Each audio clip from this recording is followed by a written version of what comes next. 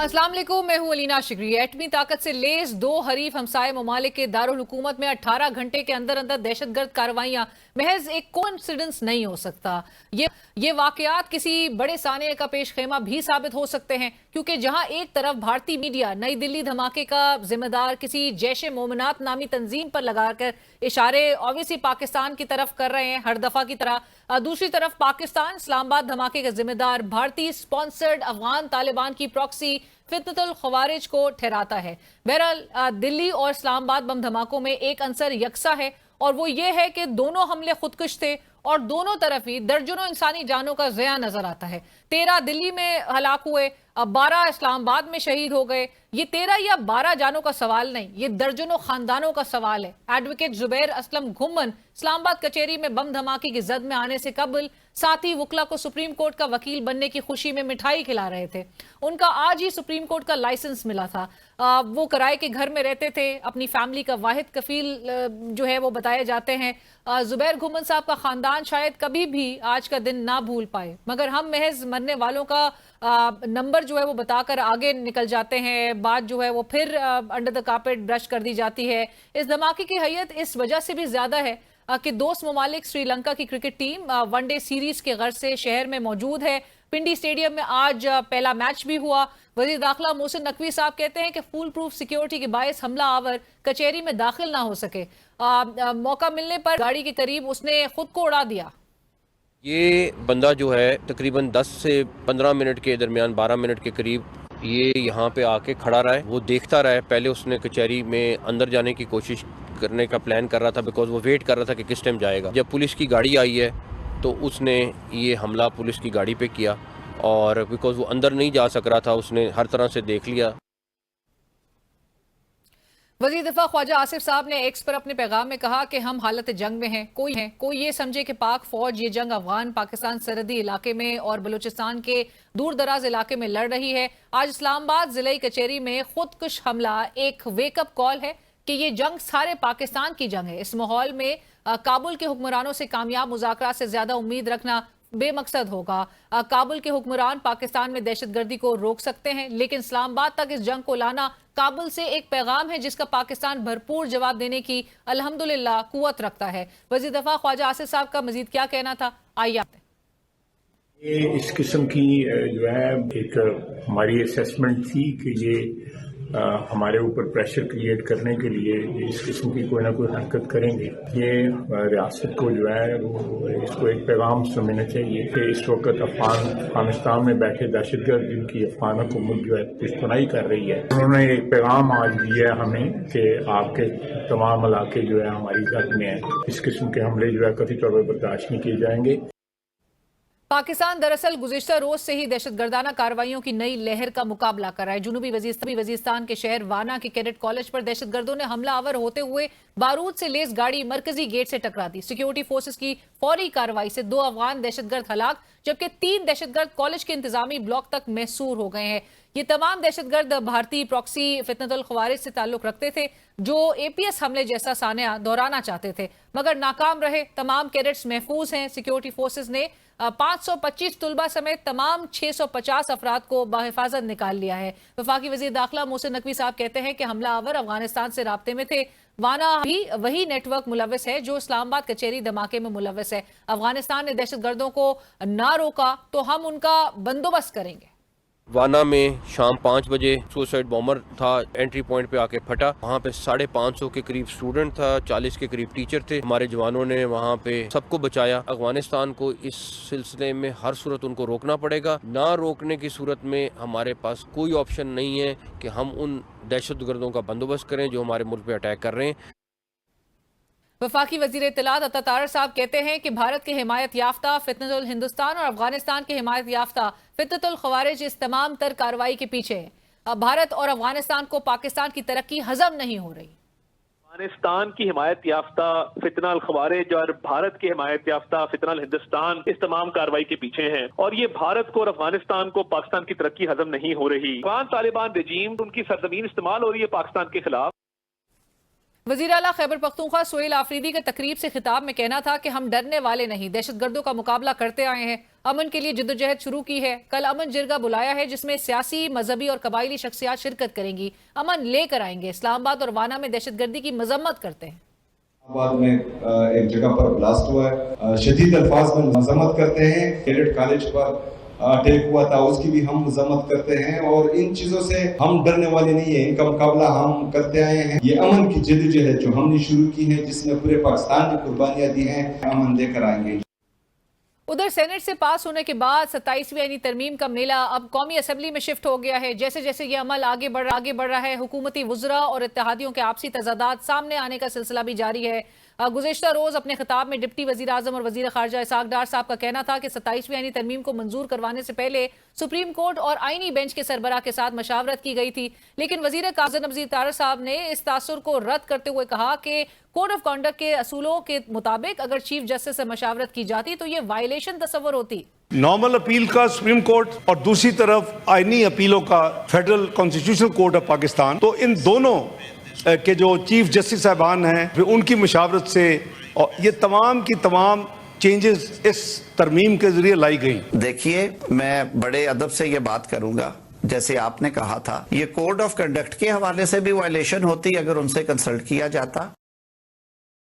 27वीं आईनी तरमीम से मुतालिक कन्फ्यूजन सिर्फ हुकूमती जमात नून लीग में ही नहीं बल्कि दोनों अहम इत्तेहादी जमातों में भी मौजूद है। एक तरफ वज़ीर मुमलिकत बराए कानून और इंसाफ बैरिस्टर अकील मलिक साहब कहते हैं कि सदर मुमलिकत के ताहयात इस्तिस्ना की तजवीज़ पीपल्स पार्टी की तरफ से आई, जबकि पाकिस्तान पीपल्स पार्टी का इस पर क्या मौक़िफ़। तहरीक तहफ़्फ़ुज़ आईन पाकिस्तान के वाइस चेयरमैन मुस्तफ़ा नवाज खोकर साहब का 27वीं आईनी तरमीम पर कहना था कि अगर जज साहिबान इस आईनी तरमीम पर खामोश रहेंगे तो तारीख में वो गुमनाम हैसियत रखेंगे। सिर्फ वही जज तारीख में याद रखे जाएंगे जो इस तरमीम के खिलाफ दिलेरी के साथ अपने मौक़िफ़ सामने रखें। जजेस को बाहर आकर इस निज़ाम को चैलेंज करना होगा, हम उनके साथ खड़े होंगे। अगर जज साहिबान इस सूरत हाल पर खुश हैं तो वो भी तारीख में एक गुमनाम हैसियत रखेंगे। सिर्फ वही लोग याद रखे जाएंगे कि जो इस सूरत हाल के ऊपर अपना दिलेरी के साथ, जुर्रत के साथ अपना मौक़िफ़ देंगे। जज साहिबान को लीडरशिप दिखानी होगी, बाहर आए, चैलेंज करें इस निज़ाम को, आप हमें अपने साथ खड़ा पाएंगे। पाकिस्तान तहरीक इंसाफ के चेयरमैन बैरिस्टर गौहर खान साहब ने 27वीं आईनी तरमीम को बाकू तरमीम करार देते हुए आज कौमी असम्बली इजलास में खिताब के दौरान नाम लिए बगैर साबिक वज़ीर आज़म इमरान खान साहब की तरफ इशारा करते हुए कहा कि वो मर्द आहन जब आएगा वो जो लफ्ज़ कहेगा वही आइन होगा। आजमा कर देखना है तो किसी इतवार बाजार, किसी जुमे बाजार में जाकर देखें। वो मर्द आहन जब आएगा वो जो लफ्ज कहेगा वही आइन होगा। अगर आजमा के देखना है तो किसी द्वार बाजार में जाके देखो, किसी जुमे पे जाके देखो। इस तरमीम को हम बाकू तरमीम कहते हैं। इस बाकू तरमीम को, इस सुबह बेनूर को हम नहीं मानते, अवाम नहीं मानते। ऐवान बाला एक संजीदा, बावकार और मुदब्बिर कानून साज से महरूम हो गया। मरहूम सेनेटर इरफान सिद्दीकी साहब इल्म व अदब और सियासत दोनों में एक मुमताज़ मकाम रखते थे। सिद्दीकी साहब की जमहूरियत, पार्लिमानी रिवायात और सहाफ़त के लिए खिदमात नाकाबिले फरामोश हैं। हमारे प्रोग्राम सवाल से आगे में उन्होंने मुतादिद मरतबा शिरकत की। आइए आपके साथ चंद यादगार लम्हात शेयर करते हैं। I was the first person जिसने ये ब्रेकिंग न्यूज़ आप लोगों को दी थी कि मियां साहब ने वज़ीर आज़म ना बनने का फ़ैसला इलेक्शन से बहुत पहले कर लिया। मेरी एक दफ़ा मौलाना फजलुर रहमान से किसी कालम के हवाले से थोड़ी सी तलखी हो गई तो मैंने भी नाराज़गी का इजहार किया, तो सरे शाम मेरे घर की घंटी बजी और मैंने देखा तो मौलाना बाहर खड़े थे। अच्छा। और मौलाना ने हंस के कहा कि हमारी रिवायत ये है कि नंगे पाँव जो कोई नाराज़ होता है तो नंगे पाँव चल के जाते हैं, तो मैं खड़ा हूँ कि मैं नंगे पाँव जाऊँ। हमारे सियासतदानों की रिवायात ऐसी ही हैं कि कुछ चल के भी चला जाएगा ना तो वो अपनी जो इख्तलाफात की गठड़ी है ना वो उठा के एक तरफ रख देता है। मुझे कोई इसमें वो नहीं है, झिझक नहीं है ये बात कहने में कि उजलत हुई है, जल्दबाजी हुई है और एतमाद में लिया जाना चाहिए था, ताकि अगर कोई इसमें सुकम है या जो चीज़ आपको हर्ट कर रही है सहाफ़ियों को या जो चीज़ वो समझते हैं कि मिस यूज़ हो जाएगी उसको हम ठीक कर लेते। मैं बिल्कुल सियासतदानों की जो उन पे पाबंदियाँ लगती हैं, उनकी नाअहलियतें आती हैं, उन पे मुकदमात बनते हैं, वो जेलों में जाते हैं, लंबी लंबी सजाएं पाते हैं, मैं इनमें से किसी चीज़ से खुश नहीं हूँ। मोहम्मद इमरान साहब नुमाइंदा खुसूसी ABN न्यूज़ इस वक्त हमें ज्वाइन करें स्टूडियो में। इमरान साहब अस्सलाम वालेकुम, बहुत शुक्रिया। اور ناظرین، وانا میں جو کیڈٹ فیسلٹی ہے اس کو دہشت گردوں کی جانب سے گزشتہ رات سے ہی نشانہ بنایا جانا اور آج پھر اسلام آباد کچہری کا واقعہ ہمیں کیا بتا رہا ہے؟ اس وقت ہمارے پاس تازہ ترین اپڈیٹس اس حوالے سے کیا ہیں؟ محمد عمران صاحب، نمائندہ خصوصی ABN نیوز، اس وقت ہمیں جوائن کریں اسٹوڈیو میں۔ عمران صاحب السلام علیکم، بہت شکریہ۔ عمران صاحب، یہ گزشتہ رات سے جو کچھ ہمیں نظر آ رہا ہے، ابھی بھی کلیئرنس آپریشن وہاں پر جاری ہے، what do we know so far ابھی وانا کیڈٹ فیسلٹی پر جو حملہ؟ دیکھیں ابھی تک تو جو وہاں پہ 600 پلس جو 50 پلس لوگ تھے وہاں پہ کیڈٹ سے، باقی دوسروں کا جو سٹاف تھا وہ سارا ان کو بھی وہاں سے ریسکیو کر لیا ہے، بحفاظت جو ہے وہاں سے نکالا گیا ہے۔ اور جو 2 خوارج تھے جنہوں نے اٹیک کیا اس کے گیٹ کے اوپر آ کے، ان کو اسی وقت نیوٹرلائز کیا گیا۔ باقی 3 جو ہیں وہ ایک کمپاؤنڈ کے اندر جو ہیں وہ موجود ہیں، 3 خوارج، تو ان کی کلیئرنس کے لیے جو ہے وہ اس وقت آپریشن کنٹینیو ہے۔ ہوپ فلی جو ہے وہ جلد اس آپریشن کو بھی وہ مکمل کر لیں گے۔ تو اوورآل اس کو اگر آپ یہ کہیں کہ کوئی جس طرح APS پشاور میں ہوا تھا اس کو اوائڈ کیا گیا، بڑی سوئفٹ کاروائی کی گئی، بڑی ٹیکنیکلی بڑا ٹائم لگا ایویکویٹ کرنے کے لیے، لیکن ایک ویل تھاٹ اسٹریٹجی کے تحت جو ہے سیکورٹی فورسز نے ان کو وہاں سے باہر نکالا ہے۔ یہ اب تک کی اپڈیٹ ہے۔ جو 3 خوارج ہیں جن کے بارے میں واضح طور پر آگے جو کمیونیکیشن تھی وہ افغانستان سے لے رہے تھے، اور ان کے ہینڈلرز بھی آبویسلی بات ہے وہ اس وقت وہاں پہ افغانستان کے اندر موجود ہیں۔ تو یہ ظاہر ہے وہ سارا جو اس وقت جو پاکستان کی ڈیمانڈ ہے، جس کے اوپر استنبول ڈائلاگز اور وہ سارا کچھ ہو رہا ہے، کہ بنیادی طور پر وہیں سے آپریٹ ہو رہے ہیں۔ اور ہمیں بھی پتا تھا کہ اس قسم کی کوئی نہ کوئی کارروائی ان کی جانب سے کی جا سکتی ہے۔ دیکھیں، ایک اس میں بڑی اہم بات یہ ہے کہ جب پاکستان نے وہاں پہ ان کے ٹھکانوں کو اٹیک کیا، ان کے اوپر بومنگ کی اور ان کو جب نشانہ بنایا اور ایک ٹف ٹائم دیا، خصوصی طور پہ جو بارڈر کے اوپر پاکستان نے رسپانس دیا تھا جب افغانستان کی جانب سے بلا اشتعال فائرنگ ہوئی اور ان کی پوسٹوں کو تباہ کیا، ان کی دیگر جو ملٹری ایکوپمنٹ تھا اس کو تباہ کیا، تو اس کے بعد ان سے یہ بات آ رہی تھی سامنے کہ جی وہ بدلہ لیں گے، اسلام آباد میں کریں گے، یہ کریں گے، وہ کریں گے۔ اس حوالے سے ان کی طرف سے یہ باتیں آئی تھیں۔ تو آج آپ دیکھ رہی ہیں کہ وہ اسلام آباد کے اندر بھی ایک سوسائڈ اٹیک جو ہے وہ اس حوالے سے ہوا ہے کچہری کے پاس۔ رائٹ۔ اور عمران صاحب، چونکہ جو ادارے کی جانب سے بھی پریس بریفنگز ہوتی ہیں، اس میں متعدد دفعہ یہ بات دہرائی گئی ہے کہ جو نیشنل ایکشن پلان ہے، جس کے بعد ہم نے دیکھا کہ 2014 سے آن ورڈ 2022 تک ریلیٹیولی ایک بہت ہی پرسکون ایک پیریڈ اس کو قرار دیا جائے تو وہ غلط نہ ہوگا، اور 2022 کے آن ورڈ جس طرح سے ہمیں ان واقعات میں ایک اسکیلیشن نظر آ رہی ہے، یہ ہمیں کیا بتا رہا ہے اور کتنی اشد ضرورت ہے کہ پولیٹیکل جو گورنمنٹس ہیں وہ اس وقت ایک سیم پیج پہ آ کے وہ جو یونٹی ایک 2014 میں دکھائی گئی تھی سانحہ APS کے بعد، وہ کس حد تک اس وقت ضروری ہے؟ دیکھیں، اس وقت اس کی بہت ضروری ہے۔ اگر آپ اس کی پوری تھوڑا سا اس کو ہسٹوریکلی دیکھیں، 2019 میں جب ہم نے سوئفٹ ریٹارڈ آپریشن کیا ان کے اگینسٹ، اس سے پہلے تو کافی سارے فالس فلیگ آپریشن ان کی طرف سے ہوتے رہے، جس کا ہم جواب دیتے رہے۔ 2019 سوئفٹ ریٹارڈ پہلا آپریشن تھا جس میں ہم نے بڑا سالڈ انداز سے ان کو جواب دیا انڈینز کو۔ اس کے بعد ایک جو ان کی جو اسٹریٹجی ہے پوری، جس میں یہ کہ بنیادی طور پہ وہ اسٹریٹجی ہے ٹو بلیڈ پاکستان۔ اب وہ بلیڈ کیسے کرنا ہے، وہ اس کا طریقہ کار یہ ہے کہ ایک طرف وہ BLA اور ان کو وہ کور دیں گے، ان کو سپورٹ کریں گے، اور اس کے حوالے سے ڈوزیز بھی ہم نے دیے، اور دوسری طرف ان کو آپ وہ بات کر رہے ہیں۔ تو وہ ساری چیزیں جو ہے نا وہ اس حوالے سے بڑی سامنے نظر آ رہی ہیں کہ ایک ویل تھاٹ اسٹریٹجی ہے انڈینز کی۔ اگر آپ اس کی پوری کیبنٹ کو بھی دیکھیں، اجیت دوول ہے، امت شاہ ہے، نریندر مودی ہے، جس کو آپ سیفرون ٹیررزم کا نام دے سکتے ہیں، جس کو آپ چانکیا پالیسی دے سکتے ہیں کہ آپ پاکستان کو بلیڈ کریں اس حوالے سے۔ اینڈ عمران صاحب، جس طرح آج وزیر دفاع خواجہ آصف صاحب اپنے ٹویٹ میں اس خودکش حملے کو جو کہ اسلام آباد کچہری کا وہ حوالہ دے رہے تھے، وہ کہہ رہے ہیں کہ یہ ایک ویک اپ کال ہے اسلام آباد کے لیے۔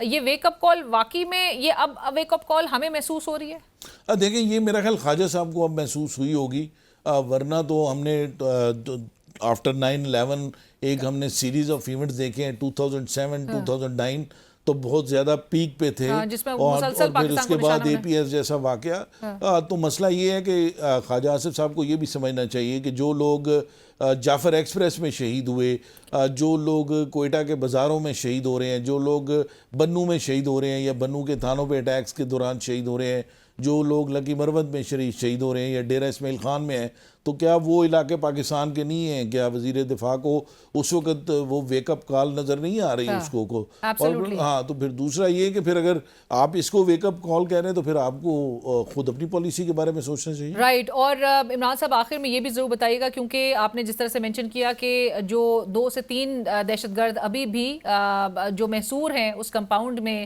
وانا کیڈٹ کالج کے, ان کے حوالے سے کلیئرنس آپریشن کب تک کنکلوڈ کیا جائے گا؟ اس حوالے سے ہمارے پاس کیا اپڈیٹس ہیں؟ دیکھیں وہاں پہ کلیئرنس آپریشن تو جاری ہے, تو اس میں اب وہ ظاہر ہے اس کے حوالے سے کہ جس کمپاؤنڈ کے اندر ہیں ان کے پاس کتنا اسلحہ ہے, وہ کب تک ایگزاسٹ ہوتا ہے, ان کے پاس باقی جو سہولتیں ہیں یا وہ ڈرائی فروٹ وغیرہ جو ماضی میں ہم دیکھتے رہے ہیں کہ ڈرائی فروٹ وغیرہ ساتھ لے کر آتے ہیں تاکہ وہ اپنی جو نیڈ ہے فوڈ کی وہ بھی پوری کرتے ہیں, تو اس حوالے سے اب اس کو ظاہر ہے ان کے اسلحے کو ایگزاسٹ کر کے تاکہ منیمم جو ہے وہ لائف لاسز رکھتے ہوئے جو ہے وہ ان کو کلیئر کیا جائے. تو اس حوالے اور عمران صاحب آخر میں یہ بھی ضرور بتائیں کہ جہاں پر ہم یہ دیکھ رہے ہیں کہ Khyber Pakhtunkhwa most affected, Balochistan most affected regions, اور اس کے ساتھ ساتھ ہی اب جو اسلام آباد تک یا ہارٹ آف دا کنٹری اب اگر اس کو قرار دیا جائے تو وہاں پر ان کا آنا کیا ہمیں بتا رہا ہے کہ یہ پورے پاکستان میں اسکیٹرڈ ہے؟ دیکھیں جب آپ اگر تھوڑا سا ماضی میں جائیں تو ہم دیکھتے ہیں کہ ایک جب آپریشن ضرب شروع ہوا تھا it was across the country, اور اس کے اندر جو بنیادی بات جو دی گئی تھی وہ یہ تھی کہ جو ٹیررسٹ ہیں ان کے فیسیلیٹیٹرز, ان کے بیٹرز اور ان کے فنانسیئرز, تو ان کو ختم کیا جائے گا. اور اس کے اوپر پورا اکراس دا کنٹری جو ہے وہ آئی بی اوز بھی ہوئے, آپریشنل ایریاز کے اندر بھی ہوئے, مطلب کائنیٹک آپریشنز کرنے کے بعد پھر یہ سارا سلسلہ اکراس دا کنٹری شروع ہوا. تو اس کے بعد جو ہے نا وہ ان کے سلیپر سیلز تو کہیں نہ کہیں پاکستان کے اندر موجود ہیں جو کہ کسی بھی ٹائم ایکٹیویٹ ہو سکتے ہیں. اب یہ جو سوسائڈ بامبر اسلام آباد میں یہاں پہنچا, یہ آبویس ہی بات ہے کہ سلیپر سیل ہوگا, کہیں پہ کوئی فیسیلیٹیٹر ہوگا, کسی نے یہاں تک پہنچایا ہوگا نا اس کو ایکٹیویٹ کیا گیا. تو آبویس ہی بات ہے کہ ایک دفعہ پھر یہ جو ٹیررزم کا نیکسس ابھی last time D G I S P R نے بھی کہا پولیٹیکل اور کرمنل اور ٹیررسٹ نیٹ ورک جو ہے وہ اس کو ختم کرنا پڑے گا. تو یہ میرا خیال ہے کہ اس وقت ٹاپ پرائرٹی تو یہی ہونی چاہیے کہ جو سٹیز کے اندر جو سلیپنگ سیلز ہیں ان کا خاتمہ جلد از جلد کیا جائے تاکہ آنے والے دنوں کے اندر اس قسم کے واقعات کا نہ سامنا کرنا پڑے. اور آپ کیا ریڈ کر رہے ہیں؟ یہ جو بار بار اس بات پہ زور ہے کہ یہ آپریشن جو ہے وہ کنٹینیوڈ بیسس پہ نظر تو آ رہا ہے, ڈیلی بیسس پہ آئی بی اوز کنڈکٹ ہو رہے ہیں, لیکن کل کے دن وہاں کی پولیٹیکل گورنمنٹ جو خیبر پختونخوا کی اس نے جرگہ بھی کال کیا ہوا ہے,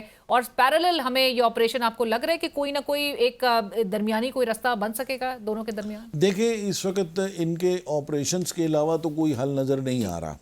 اس کی وجہ یہ کہ ظاہر ہے جرگہ ہے وہ ایک چلے گا, وہ ایک پولیٹیکل ڈائمنشن ہے اس کی اس صورتحال کو ٹھیک کرنے کے حوالے سے, لیکن اس کے بغیر شاید میری پرسنل رائے یہ ہے کہ اس کا کوئی حل اس طرح ہوتا ہوا نظر نہیں آتا کہ اگر آپ آپریشن نہیں ڈٹرمنیشن کے ساتھ نہیں کرتے ہیں. یقیناً اس حوالے سے ایک ویل تھاٹ اسٹریٹجی پہلے بھی اڈاپٹ کی گئی ہے, اب بھی اڈاپٹ کی جا رہی ہے اور اس کو لے کر آگے چلا جا رہا ہے نا. لیکن اس میں جو اگر آپ مجھے 1 منٹ دیں وہ یہ کہ جو سب سے امپورٹنٹ بات ہے کہ اس وقت آپریشن مارکا حق اور بنیان مرصوص کے بعد پاکستان اس وقت انٹرنیشنل کمیونٹی میں ایک ایسی جگہ پہ کھڑا ہے جہاں پہ تینوں انٹرنیشنل بڑی طاقتیں, امریکہ بھی پاکستان کے ساتھ انگیج ہے, اس کے ساتھ ساتھ چائنا بھی پاکستان کے ساتھ انگیج ہے, رشینز بھی انگیج ہیں, اور اس کے ساتھ ساتھ جو سب سے بڑی اہم بات ہے وہ یہ ہے کہ ایران کے ساتھ آپ کے جو تعلقات ہیں وہ نارملائزیشن کی طرف جا رہے ہیں.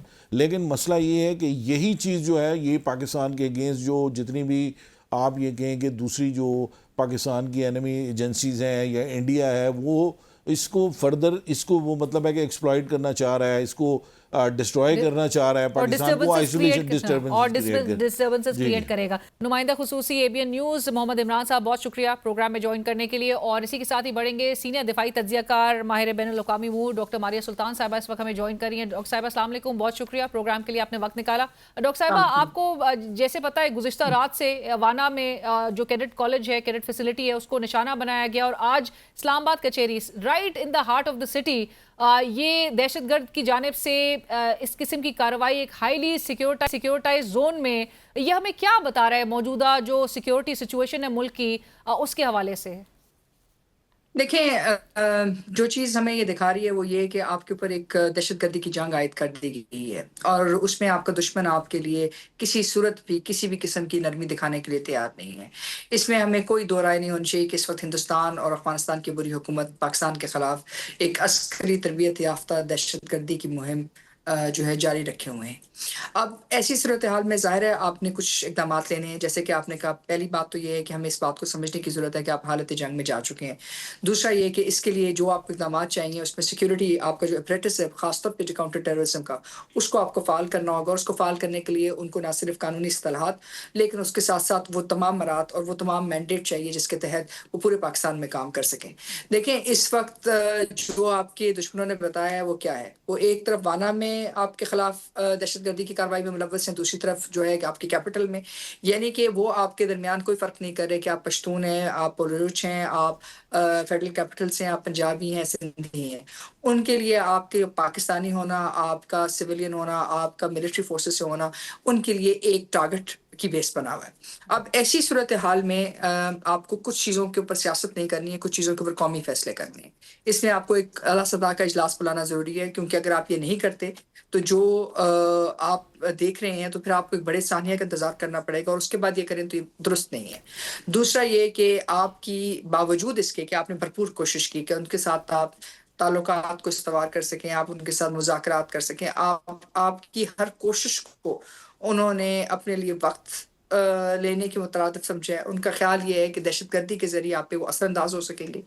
آپ نے جو جواب دیا ہے وہ یہی ہے کہ آپ اس جنگ کو لڑنے کے لیے تیار ہیں، لیکن آپ اس جنگ کے آگے ہتھیار ڈالنے کے لیے تیار نہیں ہیں کہ دہشت گردی کے ذریعے پاکستان کے اوپر وہ تاثر وہ فینومنا کریٹ کر سکیں جس کے تحت پاکستان ان کی تمام ضروری اور غیر ضروری جو باتیں ہیں وہ مان لیں۔ یہ مذاکرہ صرف ایک بات پہ تھے، وہ یہی کہ دہشت گردی کو ختم کیا جائے، وہ انہوں نے آپ کو جواب دے دیا ہے۔ اب آپ کو فیصلہ کرنا ہے کہ آپ نے افغان ٹرانزٹ ریٹ کو اثر نو کیسے دیکھنا ہے، آپ نے فیصلہ کرنا ہے کہ آپ نے افغان مہاجرین کو کتنی تیزی سے واپس بھیجنا ہے، آپ نے فیصلہ کرنا ہے کہ آپ نے اپنی جو نیشنل کاؤنٹر ٹیررزم ڈپارٹمنٹس ہیں ان کو کیسے فعال کرنا ہے، اور آپ نے قومی سطح پہ کیا فیصلے کرنے ہیں۔ یہ جب آپ فیصلے کر لیں گے تو آپ اقوام کے اوپر اس دہشت گردی جنگ کے اوپر کچھ نہ کچھ جو ہے بہتر طریقے سے حاصل کر سکیں گے۔ اگر آپ یہ فیصلے نہیں کریں گے تو پھر آپ کو روز یہ قیمت ادا کرنی پڑے گی۔ ڈاکٹر صاحبہ ممکنہ طور پہ آپ کو کیا نظر آ رہا ہے کہ آپ کو یہ ٹھوس فیصلے حکومت وقت کرتی ہوئی دکھائی دے رہی ہے؟ کیونکہ یہاں پر ابھی اس وقت ملک کے اندر بھی اگر آپ دیکھیں انٹرنلی ہم کافی چیزوں میں جو ہے وہ ایک ڈویژن بھی پائی جاتی ہے بٹوین پولیٹیکل گورنمنٹس۔ اس وقت ایک آئینی ترمیم کا بھی پورا فیس چل رہا ہے، اینڈ جو ہمارے ایکسٹرنل انیمی ہے وہ نیچرلی ایک پاکستان کو بہت اس کے ایک ویک پوائنٹس کو دیکھتے ہوئے ایکسپلوئٹ کرنے کی کوشش کرتا ہے، جو کہ ہمیشہ ہر اس وقت پہ آ کے جہاں پر پورے ایک پولیٹیکل کیوس ہو اس ملک میں۔ ابھی بھی آپ کو پتہ ہے اسمبلی کے اندر وہ 27 امینڈمنٹ کو لے کے بھی اپوزیشن جو ہے وہ ایک طرف ہے، ملک میں اس وقت لائرز جو ہے فریٹرنٹی وہ سڑکوں پہ آنے کا رخ اور اشارے دے رہی ہے۔ سو آپ کو لگتا ہے کہ ایسے میں حکومت جو ہے وہ کسی بھی طور پہ اس جو کاؤنٹر ٹیررزم جو ایپریٹس کی آپ بات کر رہی ہیں اس کو فعال بنانے کے لیے وہ ایک پیج پہ سب کو لے کر آ سکتی ہے؟ دیکھیں کچھ فیصلے آپ نے کرنے ہوتے ہیں، آپ نے بالکل درست کہا، یہ ساری آپ کے اندرونی خلفشار ہیں، آپ کے اندرونی چیلنجز ہیں، اور یہی چیلنجز دیکھتے ہوئے آپ کے دشمن نے آپ کے خلاف وار کیا ہے۔ رہی بات سیاست کی، رہی بات ترمیم کی، رہی بات ان تمام چیزوں کی، تو ظاہر ہے یہ جو پروسیس ہے due process of law, due process جو ہے اس میکنزم کے تھرو گزرے گا، کچھ اس کے چیلنجز ہویں گے، کچھ اس کے اندر خد و خال میں تبدیلی ہوئے گی، لیکن بہرحال یہ آپ کا ایک پروسیس ہے اور آپ نے اس میں سے گزرنا ہے۔ اب فیصلہ آپ نے یہ کرنا ہے کہ جو آپ پہ جنگ عائد کی گئی ہے اس جنگ کے لیے آپ کو قومی کنسنسس کہاں سے لینا ہے۔ دیکھیں قومی کنسنسس ایک بات پہ تو ہوگا، چاہے پاکستان کی کوئی بھی سیاسی پارٹی ہو، پاکستان کا کوئی بھی حلقہ اثر ہو، وہ یہ کہ پاکستانیوں کی جان و مال کو آپ نے تحفظ دینا ہے۔ دوسرا یہ کہ آپ دہشت گردی کے آگے ہتھیار نہیں ڈالیں گے۔ اب اس کے لیے اگر آپ کے پاس ایک کانسٹیٹیوشنل میکنزمز کے ساتھ نہیں آپ کر سکتے ہیں، آپ کا جو ہے فرق زیادہ ہے، تو پھر آپ ایک ریفرینڈم تو ضرور کرا سکتے ہیں، آپ اعلیٰ سطح کا اجلاس بھی بلا سکتے ہیں، لیکن آپ کو اس کے اوپر سیریس فیصلے کرنے ہوں گے۔ اگر آپ یہ سیریس فیصلے نہیں کریں گے کہ آپ نے ہندوستان سے کیا حکمت عملی اختیار کرنی ہے، آپ یہ سیریس فیصلہ نہیں کریں گے کہ آپ نے افغانستان کے ساتھ کیا رویہ رکھنا ہے، اپنے افغان ٹرانزٹ ریٹ کو اگر ختم کرنا ہے جو اس وقت افغانستان کے حق میں ہے، تقریباً $75 بلین سالانہ جو فائدہ ہے وہ افغان حکومت کو ہوتا ہے، اور اس کے برعکس پاکستان کو جو ہے صرف $500 ملین کا فائدہ ہے، اور اس کے باوجود آپ جو ہے تقریباً 4 سے 5 ملین افغان ریفیوجیز کو پاکستان میں رکھے ہوئے ہیں، اور ان تمام چیزوں کے باوجود آپ کے اوپر جو ہے الزامات لگتے ہیں. تو اب ایسی صورتحال میں آپ نے کچھ فیصلے تو کرنے ہیں کہ آپ نے اپنے بارڈر کو کیسے مستحکم کرنا ہے. اب اگر آپ ایک نارمل طریقے سے نہیں کر سکتے ہیں تو آپ ایک ریفرینڈم کرا سکتے ہیں, آپ نیشنل کمانڈ اتھارٹی کا اجلاس بلا سکتے ہیں, آپ اعلیٰ سطح کا اجلاس بلا سکتے ہیں. یہ آپ کو تمام کام کرنے ہوں گے. اگر آپ نہیں کریں گے تو دشمن کے پاس تو بہت آسان راستہ ہے, اور وہ راستہ یہی ہے کہ وہ ان تمام جو مختلف دہشت گرد تنظیمیں ہیں جو اس وقت افغانستان میں موجود ہیں اور ان کے زیر سایہ ہیں, تو وہ ان کو استعمال کر کے آپ کے خلاف مختلف جو آپ کی پبلک ایریاز ہیں, مختلف جو آپ کی جگہ ہیں جو آپ نے امن حاصل کی ہے اتنی مشکل کے بعد, اس کو وہ ٹارگٹ کر دیا. تو آپ نے عسکری حل تو ہے آپ کے پاس, وہ تو آپ استعمال کر سکتے ہیں, کسی وقت بھی کر سکتے ہیں. لیکن اگر آپ نے ایک مربوط پالیسی بنانی ہے اور آپ نے ایک کانسٹنٹ پریشر کریٹ کرنا ہے ہندوستان کے خلاف اور افغانستان کے خلاف, تو پھر اس میں آپ کو ہر ایلیمنٹ کو دیکھنا پڑے گا. آپ کو لیگل ایلیمنٹ کو بھی دیکھنا پڑے گا, آپ کو یہ بھی دیکھنا پڑے گا کہ آپ کے پاس جو فائنینشیل ایکشن ٹاسک فورس ہے, جو آپ کے پاس فائنینشیل ٹیررزم یونٹس ہیں جو مانیٹرنگ کرتے ہیں, وہ یہ جو پیسے گئے ہیں ان دہشت گرد تنظیموں کو, ان کی جو ہے ان کو قلم بند کر کے فیٹف کو بھیجے. اقوام متحدہ میں 1 2 6 7 والی تنظیم کی نیچے جو کمیٹیز ہیں ان کو بھیجے, 1 3 7 3 والوں کو بھیجے, کیونکہ یہ چیپٹر 7 کے تحت ان پہ سینکشنز عائد کر سکتے ہیں, ان کے خلاف طاقت کا استعمال جائز کر سکتے ہیں. پھر سب سے بڑی بات یہ کہ جو بین الاقوامی دنیا نے 20 سال جنگ لڑی ہے, اور 20 سال جنگ کس چیز کے لیے لڑی ہے کہ وہ 20 سال کے افغانستان کی سرزمین دہشت گردی کے لیے استعمال نہ ہو. آج آپ وہی دہشت گردی کے لیے استعمال ہو رہی ہے. تو اس میں آپ کو یہ تمام جو ایلیمنٹس ہیں یہ ڈیل کرنے پڑیں گے. پاکستان ہے تو سب کچھ ہے. تو یہ فیصلہ آسان نہیں ہے, مشکل ہے, لیکن یہ ضروری ہے. ضروری, بالکل, ایبسلیوٹلی. ڈاکٹر صاحبہ, میں آخر میں یہ ضرور آپ سے جاننا چاہوں گی, گزشتہ روز اور جس طرح 7 سے 7:30 بجے کا وقت بتایا جاتا ہے, جب بھارت میں نیو دہلی میں اٹیک ہوتا ہے, یہی سوسائڈ اٹیک وہاں پہ بھی ہوتا ہے, درجن بھر کے قریب لوگ جو ہیں وہاں پہ بھی ہلاک ہوتے ہیں, عام سویلینز, اور اس کے فوری بعد وانا کی فیسلٹی میں حملہ ہوتا ہے یہاں پر پاکستان میں, اور 18 گھنٹے کے اندر اسلام آباد کچہری کو نشانہ بنایا جاتا ہے.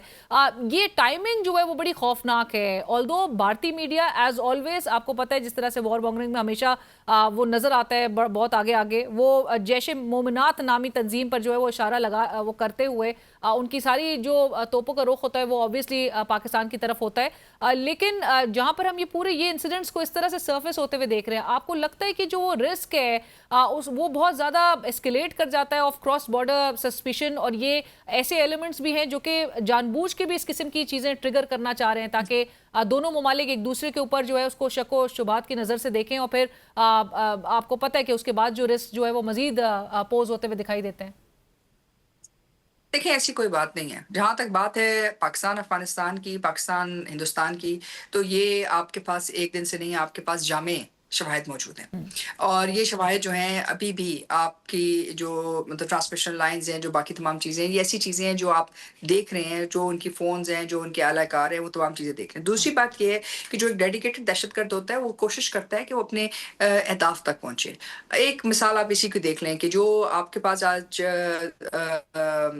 سپریم کورٹ کے پاس جو آپ کے پاس جوڈیشل آپ کی ایریا کو مطلب G11 کے اندر جو اٹیک کرنے کی انہوں نے کوشش کی ہے, جب آپ کا جوڈیشل کمپلیکس میں, تو جب وہ نہیں کر سکا, اپنے اندر نہیں جا سکا, تو اس نے کیا کیا, اس نے جو ہے نیئرسٹ پاسبل جو پولیس فورس تھی, لا انفورسمنٹ ایجنسی تھی, اس کی جو گاڑی تھی اس کو اٹیک کیا تاکہ کم از کم اس کو کوئی فائدہ ہوتا. اس کے برعکس جب آپ ہندوستان کے اندر دیکھتے ہیں تو ہندوستان کے اندر جو دہشت گرد ہیں وہ ایک سگنل کے اوپر جو ہے آپ جو ہے دیکھتے ہیں کہ وہ ختم ہو, ان کا بس اسٹیشن, لیکن وہ میٹرو اسٹیشن تک پہنچ نہیں سکے.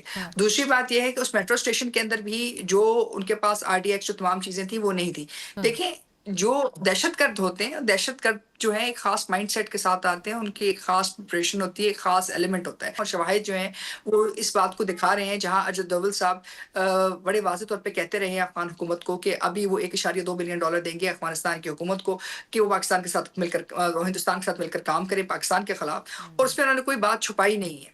انہوں نے آپ کو ایک واضح ٹارگٹ کے طور کے اوپر دکھایا ہے. ان کی جو پالیسی ہے, جو ان کی عسکری حکمت عملی ہے, اس عسکری حکمت عملی کے اندر اس وقت انٹیلیجنس آپریشنز, اس وقت دہشت گردی کا استعمال ان کی عسکری حکمت عملی کا حصہ ہے. آپ کی عسکری حکمت عملی کا حصہ نہیں ہے. آپ نے اسٹرائکس کی ہیں, آپ نے اس کا جواب دیا, آپ نے ایک ذمہ دار ریاست کے طور کے اوپر اس کے اوپر بھی بات چیت کرنے کی کوشش کی ہے. افغان حکومت کو حتی الوسع کوشش کی کہ آپ ان سے بات چیت کر سکیں.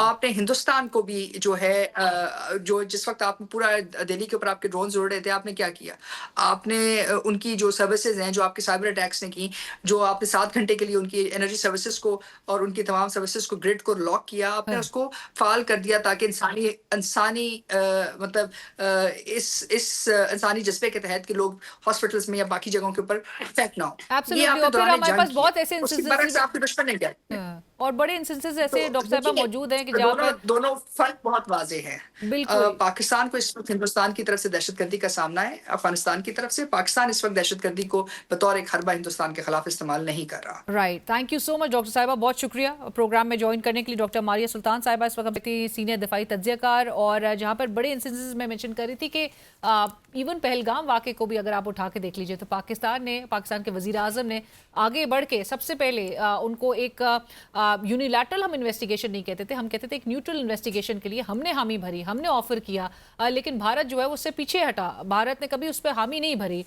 وہ کیا بتا رہا ہے؟ اور اس قسم کے واقعات میں جہاں پر پاکستان کے پاس تمام ایویڈنسز موجود ہیں، ہم ایویڈنسز کے بیسس پہ بات کرتے ہیں کہ پاکستان کو ڈی سٹیبلائز کرنے کے لیے بڑی کارروائیاں اس قسم کی سپانسرڈ ہیں، بھارت کی جانب سے سپانسر کی جاتی ہیں.